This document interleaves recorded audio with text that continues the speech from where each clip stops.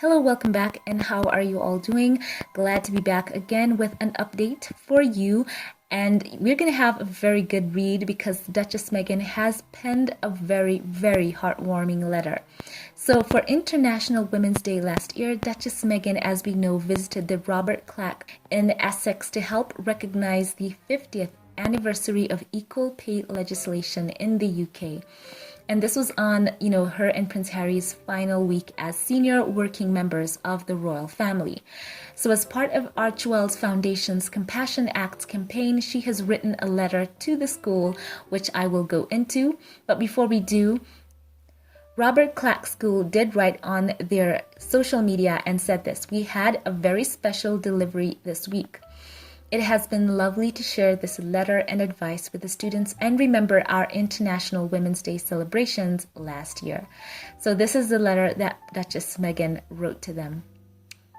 "Dear students of Robert Clack School, it was this time a year ago that I had the pleasure of meeting so many of you during my visit to celebrate International Women's Day and mark the 50th anniversary of the Equal Pay Act. I look back on that day with such fond memories and think of you all frequently, especially recognizing how difficult it's been for students and family during the past year. This International Women's Day, in collaboration with the work of our non-profit organization, Archewell Foundation, we are encouraging everybody to participate in real acts of compassion for the women in their lives and their community. One suggestion we have is to take a moment to learn about trailblazing women who came before us. I've spent time recently thinking about Geraldine Deer, who joined us last year and is such an inspiration to all of us. Without women like Geraldine, who formed part of the original group of women advocating for equal pay, so much of what we do now wouldn't be possible. By knowing and appreciating legacy, we can, as you can, find inspiration to create legacy. All of you, the young women and young men here today, will continue paving the way for a better, more compassionate future. Last year, I told you that your voices have the ability to change the world. I hope that you are continuing to make your voices heard. Small acts of compassion have the power to make real and lasting differences, and I thank all of you for the kindness you provided me during my visit. I also thank you for the memories you gave to me that I still hold and cherish, even the light-hearted ones. I don't think we'll ever forget when I asked that young man, Akir, to come on stage to share what International Women's Day means to him and how he honors the women and girls in his life. He had a few thoughts that had us all laughing, but I think that the true takeaway from that moment is the role that you young men play in helping women feel empowered, respected, and equal. I trust you are still doing the same and commend you for being on the right side of history. We are all in this together. I have no doubt it has been incredibly challenging for all of you this past year as you've had to adjust to homeschooling. However, I am thrilled that the schools in the UK have reopened today, and it gives me great pleasure to welcome you on your first day back. Sending my very best wishes to all of you. Signed, Meghan, the Duchess of Sussex." And then she writes, "P.S. I still have the Debate Society team jacket that you gave me here in California and wear it often. Thank you again for thinking of me."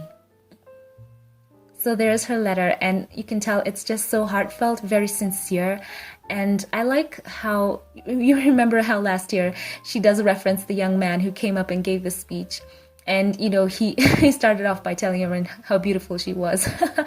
And he went on to encourage the men and the women to appreciate women in their lives and to boost them and to treat them well. I'll always remember his speech. It was very lighthearted for sure, but it had some great points to it. So it's good to see Meghan here once again. She does love writing letters, and we see her here. Just happy to see that she's getting on with it all, especially since we've learned so much since the interview that she had with Oprah. And I've been going over and watching so many clips, and it's great to see that all that time, that in that year when she was going through so much, she was still going out and inspiring people and even coming to the end of their time as senior working members of the royal family. You know, they went with Harry and they did their last duties, and she went to the school, and you could see what her being there meant to those young people, to see themselves in her, as they looked at her.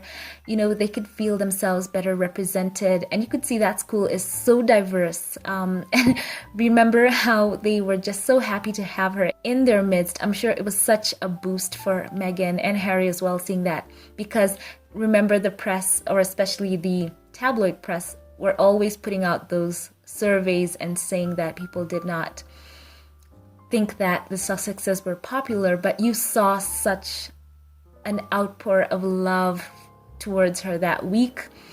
And I'll remember how those students received her. It was just so heartwarming to watch, and they all wanted to be near her, and it was just such a great atmosphere. So it's good to see that she says she's always thinking about them. She has not forgotten about them. She still wears the jacket that they gave her where she is in the US, and you can tell how special it was. You know, it was special to us and we were watching. It must have been very special to her to be in that energy, surrounded by that love and those young people just loving on her. And it does bring me back to something that Prince Harry said, that, and I'll paraphrase, having Meghan in the royal family was such a blessing for them, and they just did not understand the opportunity that they had. Someone who could touch the people across the Commonwealth, because, you know, they could see themselves reflected in her. And you know what, I just always remember Prince Harry saying that, you know, I wish, and I truly do wish, that the royal family had understood. So there's been a lot of developments going on, and I wanted to cover them. But for those of you who did see my last community post, it's been a bit of a week for some of us on YouTube. As many of you know, YouTube has enacted a few policies that were a bit baffling to some of us who are international creators on this platform. I never like to talk much about YouTube on this channel. I like to keep it on the topics I cover, but this was something worth mentioning. And as many of you saw by my last community post, which by the way, I thank you so much for your response. To those of you who just commented, thank you so much. And for those of you who did not see it, as many of you know, creators here on YouTube, we are able to get on the YouTube partnership program, which means that we can monetize our content that we put out, our own original content. And recently, YouTube basically came out and had this whole new policy where they told their international creators from certain countries that they would now, on top of the 45% that YouTube gets to keep of, you know, anything that we make, they get to keep 45% of the earnings that creators make. They informed that some would have to pay about 25 to 30% tax to the US, which has never ever been something on this platform. And that announcement to many creators made no sense.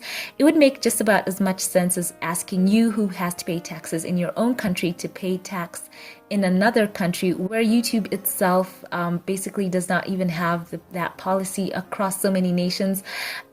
You have creators from the US who make videos and are watched all over the world, and they are not taxed in those countries. So it didn't make sense for YouTube to basically say that creators from overseas now would be taxed because of people who watch their videos in the US. So long story short, if you'd like to support this channel to keep on making content and just offer you encouragement as a creator, I would love you to come and join me on Patreon, where I will be giving some rewards to those of you who, just decide to join on and, be a part of this channel and support the videos, support this content coming out free of any of YouTube's nonsense, as well as, if you're not on Patreon as well, I do have a PayPal for those of you who have requested. I know not all of you on Patreon, so kindly check me out over there. I would deeply appreciate you, and just any support that you give. I don't have a cap on it. You can give any amount you can, and I will appreciate anything that you give towards this channel.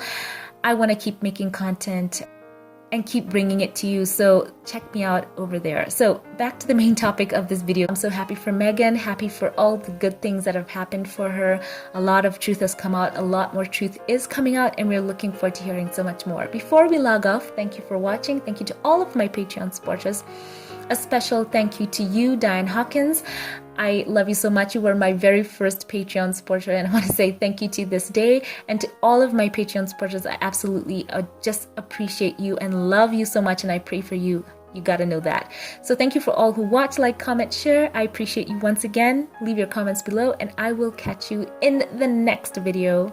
Have a blessed one.